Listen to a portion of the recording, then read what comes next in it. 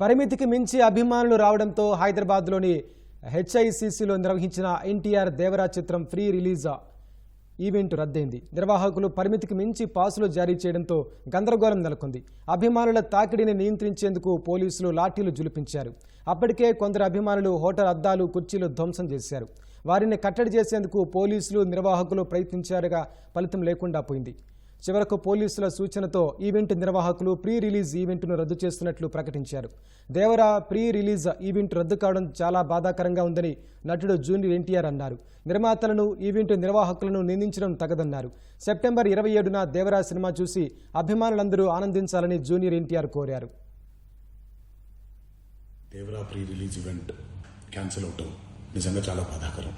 అవకాశం దొరికినప్పుడల్లా మీతో సమయం గడపాలని, దేవరా మీ అందరికీ వివరిద్దామని నేను చాలా ఎక్సైటెడ్గా ఉన్నాను. కానీ సెక్యూరిటీ రీజన్స్ వల్ల ఈ ఈవెంట్ని క్యాన్సిల్ చేయడం జరిగింది. ముందుగా మీరు కురిపించే ఈ ప్రేమకి ఆ జన్మంతో రుణపడిపోయి ఉంటాను. కానీ ఈరోజు మనం కలవకపోయినా సెప్టెంబర్ 27వ తారీఖు మనందరం కలవబోతున్నాం. అందరూ చూడండి, అందరూ ఆనందించండి. అన్నిటికంటే ముఖ్యంగా మీ ఆశీర్వాదం ఈ దేవరకి చాలా అవసరం, నాకు చాలా అవసరం.